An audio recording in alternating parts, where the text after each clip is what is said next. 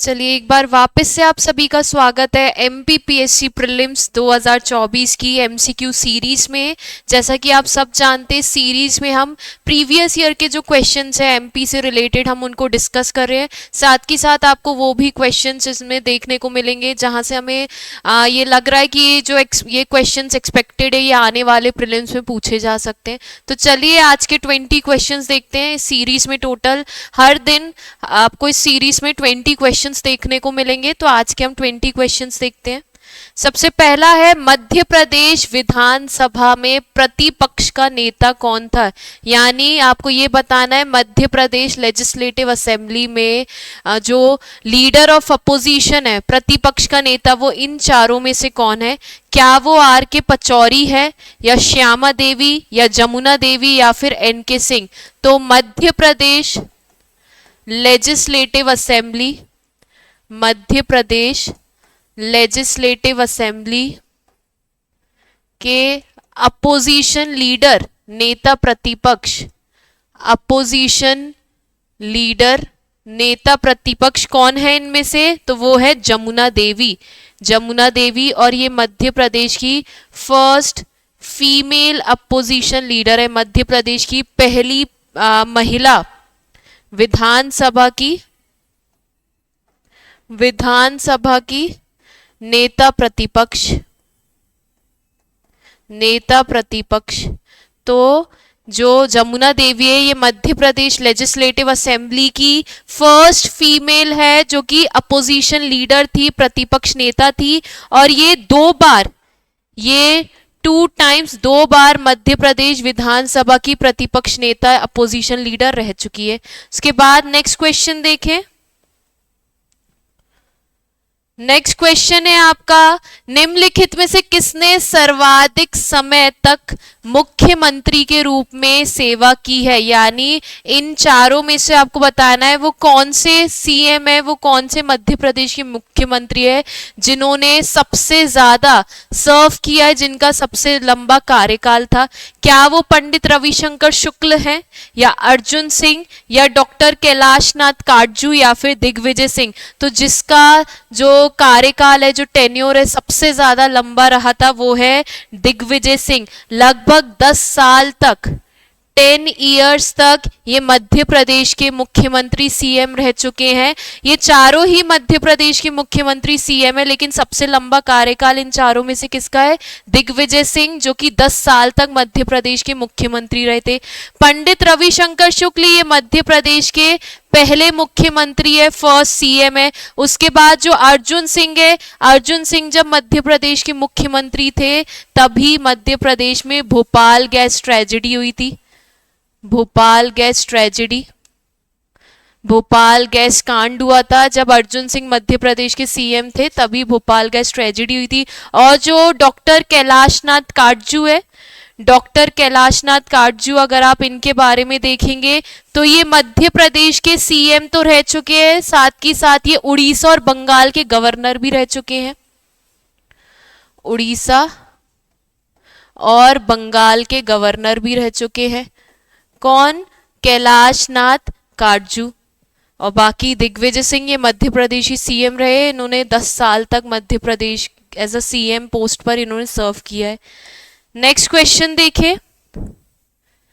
Next question है आपका, मध्य प्रदेश में छत्तीसगढ़ के गठन के बाद कितने जिले हैं। यानी जब मध्य प्रदेश से 1 नवंबर 2000 को मध्य प्रदेश से छत्तीसगढ़ अलग हो गया था, एमपी से छत्तीसगढ़ सेपरेट हो गया था, अलग हो गया था। और छत्तीसगढ़ कौन से नंबर का राज्य बना था, 26 नंबर का स्टेट बना था। तो जब मध्य प्रदेश से छत्तीसगढ़ अलग हुआ तब मध्य प्रदेश में फिर कितने जिले रह गए थे। क्या वो 45 डिस्ट्रिक्ट्स थे, या 55, या 61, या फिर 43। जब 1 नवंबर 2000 को मध्य प्रदेश से छत्तीसगढ़ अलग हो गया था तब मध्य प्रदेश में 45 डिस्ट्रिक्ट्स बचे थे। कितने? 45 डिस्ट्रिक्ट, 45 जिले बचे थे। और जब छत्तीसगढ़ मध्य प्रदेश में ही था तब मध्य प्रदेश में 61 डिस्ट्रिक्ट्स थे। जब छत्तीसगढ़ मध्य प्रदेश में ही था तब मध्य प्रदेश में 61 डिस्ट्रिक्ट्स थे। यानी छत्तीसगढ़ को कितने जिले दे दिए गए विभाजन के बाद? 16 जिले, 16 जिले और 3 संभाग, 16 जिले और 3 संभाग, 3 डिवीजन छत्तीसगढ़ में चले गए थे। जब Chhattisgarh as a state form हुआ 26 नंबर का स्टेट 1 नवंबर 2000 को, तब मध्य प्रदेश से छत्तीसगढ़ को 16 डिस्ट्रिक्ट, 16 जिले और 3 संभाग दे दिए गए थे। और मध्य प्रदेश में कितने जिले बचे? 45 डिस्ट्रिक्ट, 45 जिले। उसके बाद देखें, उसके बाद नेक्स्ट क्वेश्चन है आपका, वीरेंद्र कुमार सकलेचा के बाद मध्य प्रदेश के मुख्यमंत्री कौन बने थे? वीरेंद्र कुमार सकलेचा जो कि मध्य प्रदेश के सीएम है, मुख्यमंत्री वीरेंद्र कुमार सकलेचा के बाद मध्य प्रदेश के सीएम कौन थे? क्या वो दिग्विजय सिंह थे या सुंदरलाल पटवा या कैलाश जोशी या फिर अर्जुन सिंह? तो वीरेंद्र कुमार सकलेचा के बाद मध्य प्रदेश के मुख्यमंत्री बने थे सुंदरलाल पटवा। कौन बने थे? सुंदरलाल पटवा। और इनके समय मध्य प्रदेश में प्रेसिडेंट रूल, राष्ट्रपति शासन लगा था। प्रेसिडेंट रूल, राष्ट्रपति शासन लगा था इनके समय पर। तो वीरेंद्र कुमार सकलेचा के बाद मध्य प्रदेश के मुख्यमंत्री सीएम कौन बने? सुंदरलाल पटवा। और सुंदरलाल पटवा के समय मध्य प्रदेश में राष्ट्रपति शासन, प्रेसिडेंट रूल लगा था। उसके बाद देखिए, इसके बाद नेक्स्ट क्वेश्चन है, कौन मध्य प्रदेश का राज्यपाल नहीं था? यानी आपको ये बताना है इन 4 ऑप्शंस में से मध्य प्रदेश का गवर्नर, मध्य प्रदेश का राज्यपाल कौन नहीं था? क्या वो श्री केसी रेड्डी हैं, या फिर श्रीमती सरला ग्रेवाल, या श्री एचवी पाटस्कर, या फिर श्री गोविंद नारायण सिंह? तो इन चारों में से जो मध्य प्रदेश के गवर्नर राज्यपाल नहीं थे वो थे श्री गोविंद नारायण सिंह। बाकी श्री केसी रेड्डी, श्रीमती सरला ग्रेवाल, श्री एचवी पाटस्कर, हरि विनायक पाटस्कर, ये तीनों ही मध्य प्रदेश के राज्यपाल रह चुके हैं, लेकिन श्री गोविंद नारायण सिंह ये मध्य प्रदेश के राज्यपाल, गवर्नर नहीं थे। जो श्री केसी रेड्डी है ये मध्य प्रदेश के गवर्नर रह चुके हैं, साथ ही साथ ये कर्नाटका के सीएम भी रहे हैं। श्री केसी रेड्डी ये मध्य प्रदेश के मुख्यमंत्री भी रहे हैं, साथ ही साथ कर्नाटका के सीएम भी रहे। श्रीमती सरला ग्रेवाल ये मध्य प्रदेश की पहली महिला मुख्यमंत्री है, मध्य प्रदेश की पहली महिला मुख्यमंत्री, फर्स्ट फीमेल चीफ मिनिस्टर है। और श्री एचवी पाटस्कर यानी श्री हरि विनायक पाटस्कर, अगर देखा जाए राज्यपाल में तो सबसे लंबा कार्यकाल इन्हीं का ही था, longest tenure as a governor. अगर आप मध्य प्रदेश के सारे गवर्नर राज्यपाल में देखेंगे तो सबसे लंबा कार्यकाल इन्हीं का ही था, हरि विनायक पाटस्कर का। श्रीमती सरला ग्रेवाल ये मध्य प्रदेश की पहली महिला मुख्यमंत्री बनी थी, और श्री केसी रेड्डी ये मध्य प्रदेश के मुख्यमंत्री, और ये कर्नाटका, मध्य प्रदेश के गवर्नर और कर्नाटका के सीएम भी रह चुके हैं। इसे गवर्नर कर लीजिए। ये मध्य प्रदेश की पहली महिला गवर्नर, पहली महिला राज्यपाल रह चुकी है। कौन? श्रीमती सरला ग्रेवाल मध्य प्रदेश की पहली महिला राज्यपाल, पहली महिला गवर्नर रह चुकी है। श्री केसी रेड्डी ये मध्य प्रदेश के राज्यपाल रह चुके हैं और ये कर्नाटका के मुख्यमंत्री भी बन चुके हैं। श्री एचवी पाटस्कर अगर राज्यपाल में देखेंगे, गवर्नर में, तो सबसे लंबा कार्यकाल इन्हीं का ही होगा, और श्री गोविंद नारायण सिंह ये मध्य प्रदेश के गवर्नर नहीं है। उसके बाद देखिए, मध्य प्रदेश के उच्च न्यायालय यानी हाई कोर्ट, मध्य प्रदेश के उच्च न्यायालय हाई कोर्ट का मुख्यालय कहाँ है? आपको बताना है मध्य प्रदेश का जो हाई कोर्ट है, उच्च न्यायालय, उसका हेडक्वार्टर, मुख्यालय कहाँ पर है? क्या वो भोपाल में है, या फिर इंदौर में, या ग्वालियर में, या फिर जबलपुर में? तो मध्य प्रदेश का जो हाई कोर्ट है उसका मुख्यालय है जबलपुर में, जबलपुर में। और ये कब बना था? मध्य प्रदेश का हाई कोर्ट 1956 में मध्य प्रदेश का हाई कोर्ट जबलपुर में बना था।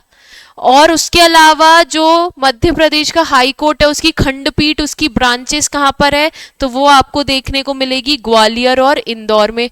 मध्य प्रदेश के हाई कोर्ट की 2 खंडपीठ है, 2 ब्रांचेस है, कहाँ पर, इंदौर और ग्वालियर। और भोपाल में एक और खंडपीठ, एक और ब्रांच बनने की मांग उठ रही है, डिमांड उठ रही है कि एक और खंडपीठ होनी चाहिए। तो भोपाल में जो ब्रांच है वो अभी प्रपोज्ड है, अभी प्रस्तावित है। बाकी आपको जबलपुर में हेडक्वार्टर है मध्य प्रदेश हाई कोर्ट का, और आपको इसकी 2 खंडपीठ इंदौर और ग्वालियर में देखने को मिलेगी। उसके बाद देखें, मध्य प्रदेश में मंत्री परिषद यानी council of minister, Madhya Pradesh में मंत्री परिषद काउंसिल ऑफ मिनिस्टर किसके प्रति उत्तरदायी होती है, यानी किसके प्रति रिस्पॉन्सिबल होती है। मध्य प्रदेश की जो हमारे राज्य की जो मंत्री परिषद है, काउंसिल ऑफ मिनिस्टर्स है, वो किसके प्रति उत्तरदायी होते हैं, किसके प्रति रिस्पॉन्सिबल होते हैं।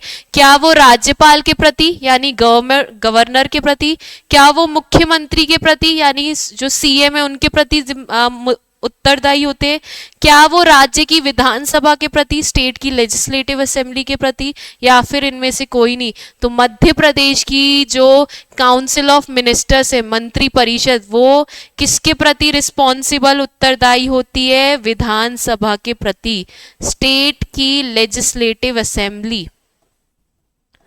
स्टेट की लेजिस्लेटिव असेंबली के प्रति। उसके बाद नेक्स्ट क्वेश्चन देखें, मध्य प्रदेश राज्य का पुनर्गठन कब हुआ था, यानी मध्य प्रदेश स्टेट का रीऑर्गेनाइजेशन कब हुआ था। मध्य प्रदेश राज्य का पुनर्गठन रीऑर्गेनाइजेशन कब हुआ था। क्या 26 जनवरी 1950 को, 1 नवंबर 1956 को, 1 अक्टूबर 1995 को, या फिर 26 नवंबर 1950 को। तो मध्य प्रदेश राज्य का रीऑर्गेनाइजेशन पुनर्गठन कब हुआ था, 1 नवंबर 1956 को। और 1 नवंबर को ही मध्य प्रदेश राज्य दिवस मनाया जाता है। मध्य प्रदेश राज्य दिवस मनाया जाता है कब, 1 नवंबर को। और 1 नवंबर 1956 को ही मध्य प्रदेश का रीऑर्गेनाइजेशन हुआ था। तब मध्य प्रदेश के पहले सीएम, पहले मुख्यमंत्री कौन बने थे, तब मध्य प्रदेश के पहले सीएम, पहले मुख्यमंत्री कौन बने थे, तो वो थे पंडित रविशंकर शुक्ल। पंडित रविशंकर शुक्ल। और ये भी देख लीजिए, जब Madhya Pradesh as a state form हुआ था तब पहले गवर्नर कौन बने थे, फर्स्ट गवर्नर। मध्य प्रदेश के पहले राज्यपाल कौन बने थे, तो वो थे डॉक्टर पट्टाभी सीतारमैया। डॉक्टर पट्टाभी सीतारमैया, तो ये भी आपको पता होना चाहिए। उसके बाद देखें नेक्स्ट क्वेश्चन, मध्य प्रदेश में जिलों की संख्या अब कितनी हो गई है। मध्य प्रदेश में जिलों की संख्या, डिस्ट्रिक्ट्स के अब कितने हो गए। अगर हम प्रेजेंट की कंडीशन में देखें, अगर हम प्रेजेंट की कंडीशन में देखें तो मध्य प्रदेश की जिलों की संख्या हो गई है 55। कितने जिले हो गए हैं, 55 जिले, 55 डिस्ट्रिक्ट हो गई है, जिसमें 2023 में 2023 में 3 न्यू डिस्ट्रिक्ट्स फॉर्म हुई हैं, 3 नए जिले बने हैं। इससे पहले मध्य प्रदेश में 52 जिले थे, 52 डिस्ट्रिक्ट्स थी। 2023 में 3 और नए जिले बने हैं, तो टोटल 55 हो गए। वो 3 जिले कौन से थे, तो 53rd नंबर का जो जिला बना है वो है माओगंज। 53rd नंबर का जो जिला बना है वो है माओगंज, और ये रीवा से अलग होकर बना है, रीवा डिस्ट्रिक्ट से अलग होकर बना है। 54th नंबर पर जो जिला बना है वो है पांडुरना। 54th नंबर पे जो डिस्ट्रिक्ट बनी है वो है पांडुरना, और ये छिंदवाड़ा से अलग होकर बना है। किससे, छिंदवाड़ा जिले से अलग होकर बना है। और 55 नंबर पर जो जिला बना है वो है आपका मैयर। मैयर ये किससे अलग होकर बना है? तो ये सतना डिस्ट्रिक्ट से, सतना जिले से अलग होकर बना है। तो अब वर्तमान में मध्य प्रदेश में कितने जिले हैं? 55 जिले। इसके बाद देखें, मध्य प्रदेश की प्रमुख फसल कौन सी है? यानी आपको मध्य प्रदेश की जो मेन क्रॉप है वो बतानी है। क्या वो चावल है यानी राइस, या फिर गेहूं वीट, या मक्का यानी मेज, या फिर बाजरा जो मिलेट्स होते हैं? तो मध्य प्रदेश की जो प्रमुख फसल, जो मेन क्रॉप है वो है गेहूं। सबसे ज्यादा आपको मध्य प्रदेश में गेहूं वीट देखने को मिलेगा। और ये मुख्यतः मध्य प्रदेश के किस भाग में होता है? मालवा प्लेट्यू में। सबसे ज्यादा गेहूं मध्य प्रदेश में कहां पर होता है? मालवा प्लेट्यू में, यानी मध्य प्रदेश के वेस्टर्न पार्ट में, जो पश्चिमी क्षेत्र है वहां देखने को मिलेगा। और जो गेहूं है ये एक राबी फसल है। गेहूं एक राबी फसल है, राबी क्रॉप है। तो ये चीज आपको पता होनी चाहिए। उसके बाद देखें, उसके बाद नेक्स्ट क्वेश्चन है, आकांक्षा योजना किससे संबंधित है? जो आकांक्षा योजना है वो किस चीज से संबंधित है? अनुसूचित जनजातीय छात्रों को प्रतिस्पर्धात्मक परीक्षाओं हेतु कोचिंग देने से, यानी जो एसटी स्टूडेंट्स है, जो अनुसूचित जनजाति के जो छात्र हैं उनको कॉम्पिटिटिव एग्जाम्स में कोचिंग देने से संबंधित है। या फिर जो अनुसूचित जनजाति के छात्रों को खेल हेतु कोचिंग देना, जो एसटी स्टूडेंट्स हैं उनको स्पोर्ट्स के लिए ट्रेनिंग देना, या फिर अनुसूचित जनजातीय छात्रों में उद्यमिता बढ़ाने हेतु, ये भी एसटी के लिए ही, या फिर इनमें से कोई नहीं। तो जो आकांक्षा योजना है वो बेसिकली आई थी एसटी स्टूडेंट्स के लिए, शेड्यूल्ड ट्राइब्स के लिए, जो कि छात्रों को, जो एसटी के यानी जो शेड्यूल्ड ट्राइब्स के जो स्टूडेंट्स हैं उनको कॉम्पिटिटिव एग्जाम्स में, कॉम्पिटिटिव एग्जाम्स की तैयारी कराने के लिए, basically 11th and 12th class के स्टूडेंट्स के लिए, 11th और 12th क्लास के स्टूडेंट्स के लिए योजना आई थी आकांक्षा योजना, जो कि अनुसूचित जनजाति के जो स्टूडेंट्स होते हैं जो कि 11th और 12th क्लास में आते हैं उनको कॉम्पिटिटिव एग्जाम के लिए कोचिंग देने के पर्पस से ये योजना को लेकर आए थे। उसके बाद देखें,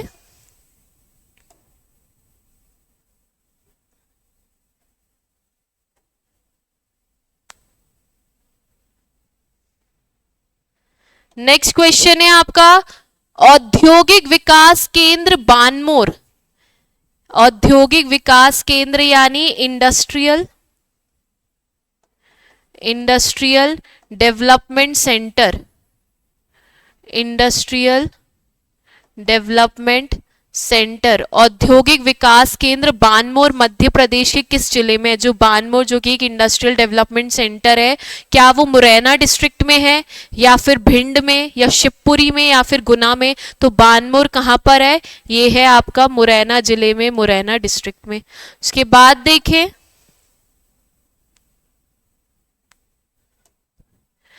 निर्यात उत्कृष्ट शहर, निर्यात उत्कृष्ट शहर यानी export excellence cities, export excellence cities, निर्यात उत्कृष्ट शहर में मध्य प्रदेश के कौन से दो शहर शामिल है? एक्सपोर्ट एक्सीलेंस सिटीज में मध्य प्रदेश की कौन सी दो सिटी शामिल है? क्या वो देवास और इंदौर है, या सागर और रतलाम है, रीवा या फिर सतना, या फिर गुना और शिवपुरी? तो एक्सपोर्ट एक्सीलेंस सिटीज में, निर्यात उत्कृष्ट शहर में मध्य प्रदेश की जो दो सिटी शामिल है वो है देवास और इंदौर। कौन सी दो सिटी शामिल है? देवास और इंदौर।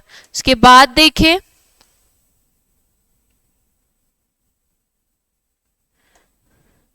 मध्य प्रदेश वित्त निगम का मुख्यालय कहाँ है? यानी जो मध्य प्रदेश फाइनेंस कॉरपोरेशन है, मध्य प्रदेश फाइनेंस कॉरपोरेशन का मुख्यालय हेडक्वार्टर कहां पर है? क्या वो इंदौर में है, या भोपाल में, या फिर जबलपुर में, या फिर उज्जैन में? तो मध्य प्रदेश का फाइनेंस कॉरपोरेशन का मुख्यालय हेडक्वार्टर है इंदौर में।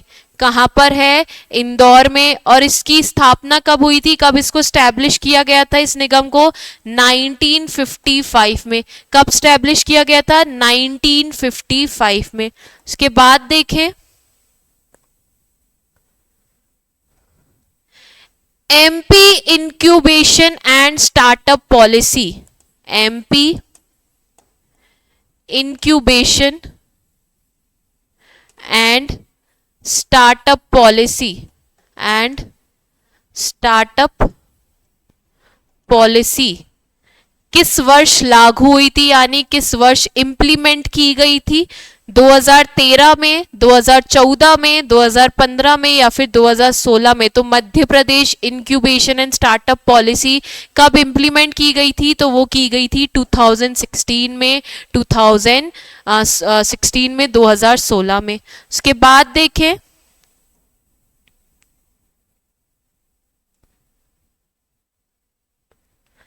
नेक्स्ट क्वेश्चन है मध्य प्रदेश के किस जिले में जनजातीय जनसंख्या का सर्वाधिक प्रतिशत है, यानी किस डिस्ट्रिक्ट में आपको परसेंटेज वाइज सबसे ज्यादा ट्राइबल पॉपुलेशन देखने को मिलेगी? प्रतिशत के अनुसार आपको सबसे ज्यादा जनजातीय जनसंख्या ट्राइबल पॉपुलेशन कहाँ देखने को मिलेगी? क्या झाबुआ में, बड़वानी में, अलीराजपुर में या फिर डिंडोरी में? तो परसेंटेज वाइज सबसे ज्यादा आपको जनजातीय जनसंख्या ट्राइबल पॉपुलेशन देखने को मिलेगी अलीराजपुर में। अप्रॉक्स 89%, 89% आपको यहाँ पर जनजातीय जनसंख्या देखने को मिलेगी। उसके बाद अलीराजपुर पहले नंबर पर है। दूसरे नंबर पर कौन सा जिला है जहां पर आपको सबसे ज्यादा प्रतिशत के अनुसार जनजातीय जनसंख्या ट्राइबल पॉपुलेशन देखने को मिलेगी? तो दूसरे नंबर पर आ जाएगा झाबुआ। तीसरे नंबर पर आएगा आपका बड़वानी और चौथे नंबर पर आ जाएगा डिंडोरी। तो ये क्रम है आपको मध्य प्रदेश में परसेंटेज वाइज आपको यहाँ पे सबसे ज्यादा अलीराजपुर में, फिर झाबुआ में, बड़वानी में और फिर डिंडोरी में। ये जो डेटा है ये 2011 जनगणना के अनुसार है, 2011 सेंसस के अकॉर्डिंग है। उसके बाद देखें मलाज खंड किस खनिज उत्पादन से संबंधित है? जो मलाज खंड है ये किस मिनरल प्रोडक्शन से रिलेटेड है? किस खनिज उत्पादन से, मिनरल प्रोडक्शन से रिलेटेड है? क्या लिग्नाइट से या फिर तांबा से या हीरा से या फिर लौह अयस्क से? हीरा यानी डायमंड, लौह अयस्क यानी आयरन ओर और तांबा यानी कॉपर। तो जो मध्य प्रदेश में जो मलाज खंड है वो किस खनिज उत्पादन से संबंधित है? तांबा से, कॉपर से। और मलाज खंड, जो मलाज खंड है ये कहां पर है? तो ये है बालाघाट जिले के बैयर तहसील में। बालाघाट जिले के बेहर तहसील में आपको मलाज खंड देखने को मिलेगी। बालाघाट जिले के बेहर तहसील में आपको मलाज खंड देखने को मिलेगी। और यहाँ पे सबसे ज्यादा किस खनिज का उत्पादन, किस मिनरल का प्रोडक्शन होता है? तांबा, कॉपर का, और वो भी हाई क्वालिटी, उत्तम कोटि का, हाई क्वालिटी उत्तम कोटि का कॉपर, तांबे का यहाँ से प्रोडक्शन होता है, आपको उत्पादन देखने को मिलेगा। उसके बाद देखें नेक्स्ट क्वेश्चन है भावांतर। मध्य प्रदेश में भावांतर भुगतान योजना किस क्षेत्र से संबंधित है? आपको ये बताना है कि जो मध्य प्रदेश में जो भावांतर भुगतान योजना है वो किस फील्ड से रिलेटेड है? क्या वो महिला विकास से संबंधित है या कृषि से या बाल विकास से या फिर उद्योग से? तो मध्य प्रदेश में जो भावांतर भुगतान योजना है वो संबंधित है कृषि से। किस क्षेत्र से? कृषि से, एग्रीकल्चर से रिलेटेड है। ये योजना कब आई थी? तो ये भी देख लीजिए, ये योजना आई थी आपकी 2017 में, 2017 में इस योजना को लागू किया गया था, इंप्लीमेंट किया गया था। मेनली इसमें कौन कौन सी फसलें, क्रॉप्स आती हैं? मेनली कौन कौन सी इसमें क्रॉप्स, फसलें शामिल है? तो एक रामतिल, रामतिल इसमें शामिल है। सीसम यानी तिल, सीसम, तिल इसमें शामिल किया गया। उसके अलावा पैडी, धान आपको देखने को मिलेगा, उड़द दाल, तुअर, मूंग, सोयाबीन, बाजरा, मिलेट्स जो होते हैं, तो ये मेनली ये सारी क्रॉप्स आपको इस योजना के अंतर्गत देखने को मिलेगी। उसके बाद देखें नेपा नगर का संबंध किस उद्योग से है। जो नेपा नगर है उसका संबंध किस इंडस्ट्री से है? क्या खाद्य से संबंधित है, या फिर अखबारी कागज से, या चीनी से, या ऊनी वस्त्र से? तो नेपा नगर जो कि एक उद्योग है वो संबंधित है अखबारी कागज से, न्यूज़पेपर से, अखबारी कागज न्यूज़पेपर से। और जो नेपा नगर ये कहाँ आता है? तो ये आता है आपका बुरहानपुर डिस्ट्रिक्ट में। नेपा नगर कहाँ आता है? नेपा नगर आता है बुरहानपुर डिस्ट्रिक्ट में, बुरहानपुर जिले में आपको देखने को मिलेगा। उसके बाद देखिए लास्ट क्वेश्चन, मध्य प्रदेश में औद्योगिक पिछड़ेपन यानी इंडस्ट्रियल बैकवर्डनेस, मध्य प्रदेश में औद्योगिक पिछड़ापन इंडस्ट्रियल बैकवर्डनेस का कारण क्या क्या है, रीजन क्या क्या है? क्या वित्त का अभाव यानी लैक ऑफ फाइनेंस, या मध्य प्रदेश में जो इंडस्ट्रीज होती है क्या उनके यहाँ फाइनेंस की कमी रहती है? शक्ति ऊर्जा का अभाव यानी lack of energy, lack of energy. कच्चे माल का अभाव यानी लैक ऑफ रॉ मटेरियल्स, क्या यहाँ पे रॉ मटेरियल्स भी प्रॉपर उपलब्ध नहीं रहता है मध्य प्रदेश में जो इंडस्ट्रीज है? तो ये तीनों ही कारण है जो मध्य प्रदेश के जो उद्योग है, इंडस्ट्रीज है, उनके पास वित्त का अभाव होता है, फाइनेंस का लैक ऑफ फाइनेंस होता है, शक्ति का अभाव होता है, लैक ऑफ एनर्जी, और कच्चे माल का अभाव, लैक ऑफ रॉ मटेरियल। तो उपरोक्त सभी ये तीनों ही ऑप्शंस मध्य प्रदेश की इंडस्ट्रीज के लिए कहीं ना कहीं उनके पिछड़ेपन का, बैकवर्डनेस का कारण बन जाती है। तो ऑप्शन डी आपका सही आंसर होगा। तो ये आज के 20 क्वेश्चंस थे। आप लोग प्लीज कमेंट सेक्शन में बताइए कि सीरीज कैसी लग रही है और आप लोग इन 20 क्वेश्चंस में से कितना स्कोर कर पा रहे हैं। चलिए धन्यवाद।